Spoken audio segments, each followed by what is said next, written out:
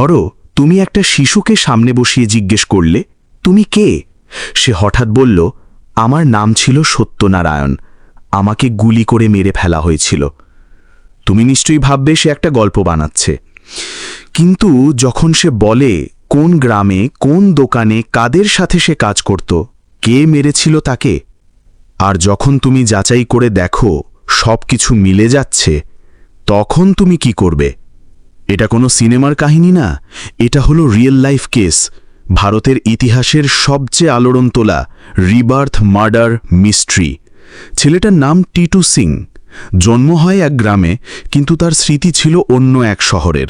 তার গলার স্বর, আচরণ সব ছিল সেই আগের জীবনের। আর সে শুধু কথা বলেই থেমে থাকেনি, সে এক খুনের কিনারা করে দিয়েছে, যেটা পুলিশও ফেলে দিয়েছিল। এই ভিডিওতে আমরা দেখব পুরো ঘটনা, জন্ম থেকে শুরু করে মৃত্যু, পুনর্জন্ম, তদন্ত, আর সেই প্রশ্ন, আসলে কি মৃত্যু মানেই সব শেষ?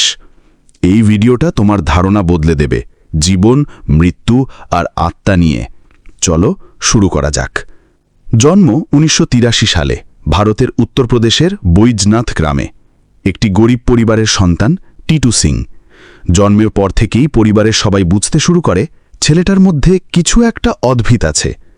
সে হঠাৎ হঠাৎ এমন সব কথা বলতো, আমার বাড়ি আগ্রা, আমি সত্যনারায়ণ, আমার একটা গাড়ির দোকান ছিল, আমাকে মারল আমারই কর্মচারী। প্রথমে সবাই ভাবল এই তো বাচ্চা ছেলে, গাঁজা পুড়লে ধোঁয়া ওঠে টাইপের কথা বলছে। কিন্তু যত বড় হতে থাকলো, তত স্পষ্টভাবে বলতে থাকলো সে তার আগের জীবনের কথা। সে বলে, আমি আগ্রাতে থাকতাম, আমার দোকানের নাম ছিল সত্যম রেডিওজ, আমার ভাইয়ের নাম ছিল বীরেন্দ্র শর্মা, আমাকে মারল কেদার নামের একটা লোক। এমনকি সে বলতো তার আগের মা কাঁথা সেলাই করতেন আর এক নির্দিষ্ট গলিতে থাকতেন।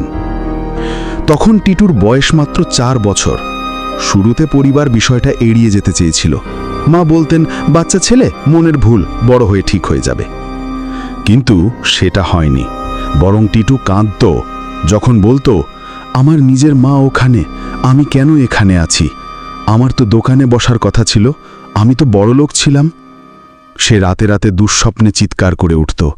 সে নিজের মৃত্যুর দৃশ্য কল্পনা করত, মাথায় গুলি, রক্তে ভেসে যাচ্ছে দোকান। তার চোখ ছিল ভয় আর কান্নায় ভরা। তখন একদিন সে বলল, আমার দোকানের পেছন দিয়ে গুলি করে মেরে ফেলা হয়েছিল, তারপর আমি চিৎকার করেছিলাম, ভাইরে ভাই। তখনই পরিবার বিষয়টা গুরুত্ব দিয়ে দেখে। পরিবার, আশেপাশের লোকজন মিলে ঠিক করল, একবার দেখা যাক সত্যিই সে যা বলছে তা সত্যি কিনা। তারা 200 কিমি দূরে আগ্রা শহরে নিয়ে গেল টিটু সিংকে। টিটু কারো সাহায্য ছাড়াই রাস্তা চিনে ফেলল। সে বলল, এখানেই আমার দোকান ছিল, ওই গলিতে আমার বাড়ি ছিল, ওই মহিলা আমার আগের জীবনের মা। তারপর সে একটা পুরনো রেডিওর দোকান দেখিয়ে বলল, এই দোকানটাই ছিল আমার নাম ছিল সত্যনারায়ণ।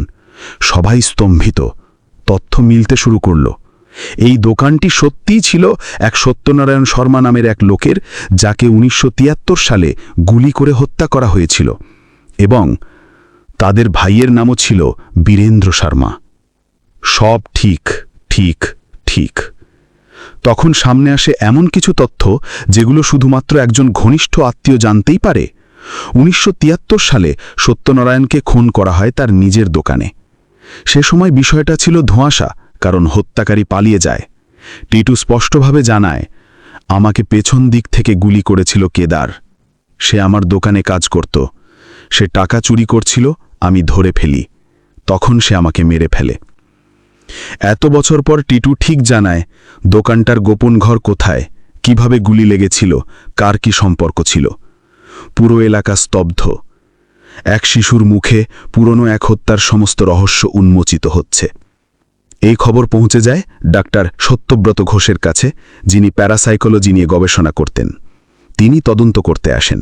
তিনি বলেন, আমি 50টিরও বেশি রিবার্থ কেস তদন্ত করেছি, কিন্তু টিটু সিংয়ের কেস হল সবচেয়ে ভয়ঙ্কর রকম সত্যি। তদন্তে প্রমাণিত হয় টিটু কোনোভাবেই এসব তথ্য আগে জানতে পারত না। তার বয়স অনুযায়ী এসব ঘটনা জানার কথা নয়। তার আচরণ, ভাষা, উচ্চারণ ছিল একদম সত্যনারায়ণের মতো। এমনকি হ্যান্ডরাইটিং পরীক্ষাতেও মিল ছিল দুজনের মাঝে। তখন প্রশ্ন ওঠে, আত্মা কি সত্যি অমর? পুনর্জন্ম কি শুধুই ধারণা না বাস্তব? বিজ্ঞান তখনও এমন বিষয় পুরোপুরি ব্যাখ্যা দিতে পারেনি, কিন্তু মনোবিদেরা বলেন যে এই ধরনের কেস সারা পৃথিবীতেই কিছু কিছু পাওয়া যায়, কিন্তু টিটু সিংয়ের মতো এত নিখুঁত বিবরণসহ কেস ইতিহাসে বিরল। এই কেসের পর ভারতের রিবার্থ নিয়ে অসংখ্য গবেষণা শুরু হয়, তবে আজও এই কেস আনসলভড মিস্ট্রি হিসেবেই রয়ে গেছে। তুমি যদি ভাবো মৃত্যু মানেই শেষ, তাহলে এই ভিডিওটা প্রমাণ করল মৃত্যুর পরও থেকে যায় কিছু, হয়তো স্মৃতি, হয়তো প্রতিশোধ, কিংবা অন্য এক জীবন। টিটু সিং শুধু একজন ছেলে না, সে একটা প্রশ্ন যার উত্তর হয়তো এ জীবনে আমরা কেউই জানতে পারব না। ভিডিওটা ভালো লাগলে লাইক দাও, সাবস্ক্রাইব করো, কারণ এমন আরও বাস্তব অথচ ভয়ঙ্কর কাহিনী তোমার জন্য আসছে।